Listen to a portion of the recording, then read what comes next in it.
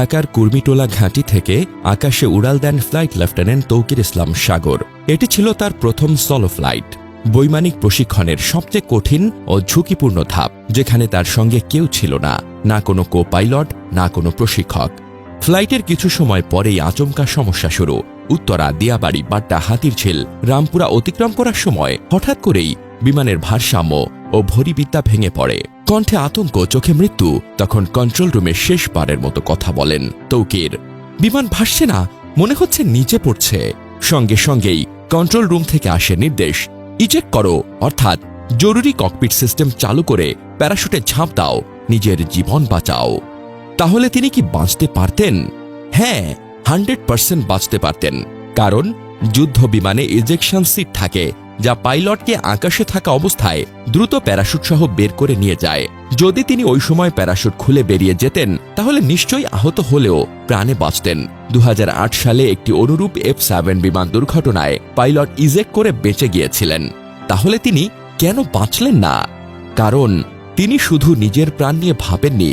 তৌকির জানতেন, তিনি যদি এখনই বেরিয়ে আসেন, তাহলে এই নিয়ন্ত্রণহীন অগ্নিগর্ভ যুদ্ধ বিমান ঢাকার ঘনবসতিপূর্ণ এলাকা বা স্কুল কলেজে আছড়ে পড়বে। তাহলে কি তিনি স্কুলটিকে এড়িয়ে যেতে পারতেন? না।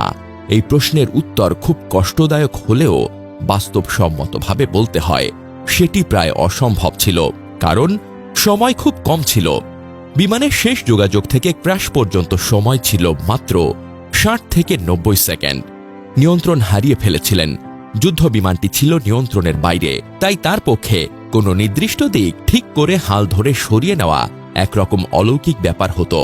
নিচে ছিল ঘনবসতি, দিয়াবাড়ি, উত্তরা 10 নম্বর সেক্টর, স্কুল, মসজিদ সহ মানুষের উপস্থিতি, সব জায়গায় বিপদ। তবু শেষ পর্যন্ত তিনি চেষ্টা করে গেছেন বিমানটিকে কিছুটা হলেও ঘাঁটির দিকে ফেরাতে, কিন্তু ব্যর্থ হন এবং শেষ পর্যন্ত উত্তরার মাইলস্টোন স্কুল অ্যান্ড কলেজের ওপর আছড়ে পড়ে আগুন ধরা বিমানটি। জানা যায়, তৌকিরের প্রথম সলো ফ্লাইট ছিল এটি, যা বৈমানিক প্রশিক্ষণের সবচেয়ে কঠিন ধাপ। একজন পাইলট হিসেবে তার প্রশিক্ষণে জনবহুল এলাকা এড়ানোর গুরুত্ব শেখানো হয়েছিল। তিনি সম্ভবত বিমানটিকে নিরাপদ স্থানে নিয়ে যাওয়ার চেষ্টা করতে গিয়ে ইজেকশনের সিদ্ধান্ত বিলম্বিত করেন। এটি তার দায়িত্ববোধ ও সাহসের প্রমাণ, যদিও এটি তার জীবনের ঝুঁকি বাড়িয়েছিল।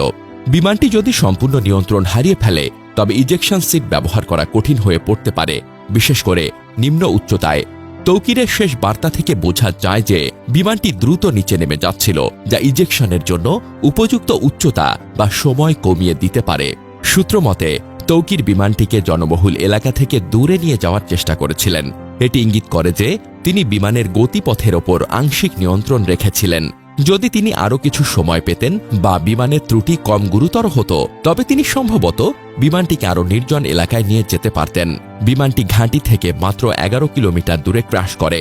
তৌকির ঘাঁটির দিকে ফিরে যাওয়ার চেষ্টা করছিলেন, যা ইঙ্গিত করে যে তিনি বিমানটিকে নিরাপদ স্থানে, যেমন ঘাঁটি বা কাছাকাছি কোনো ফাঁকা এলাকায় নামানোর চেষ্টা করেছিলেন। আরও কিছু সময় বা নিয়ন্ত্রণ থাকলে এটি সম্ভব হতে পারত।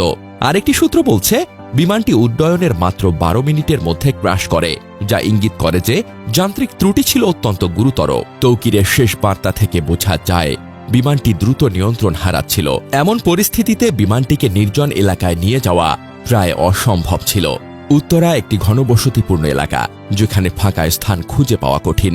বিমানটি যদি আরও নিচে নেমে যায়, তবে আরও বেশি জনবহুল এলাকায় ক্র্যাশ করতে পারে, যা ক্ষয়ক্ষতি আরও বাড়াত। তৌকিরের প্রচেষ্টা সত্ত্বেও এলাকার ভৌগোলিক অবস্থা তাকে সীমিত বিকল্প দিয়েছিল।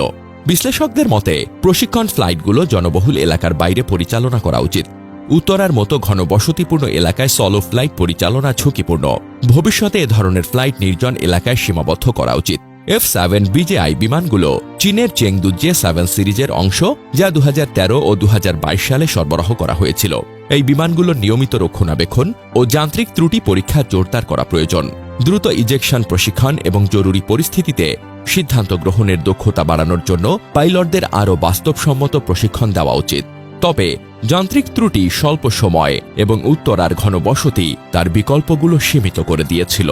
ভবিষ্যতে এ ধরনের দুর্ঘটনা এড়াতে বিমান বাহিনীকে প্রশিক্ষণের স্থান, বিমান রক্ষণাবেক্ষণ এবং জরুরি প্রক্রিয়া ব্যবস্থা উন্নত করতে হবে।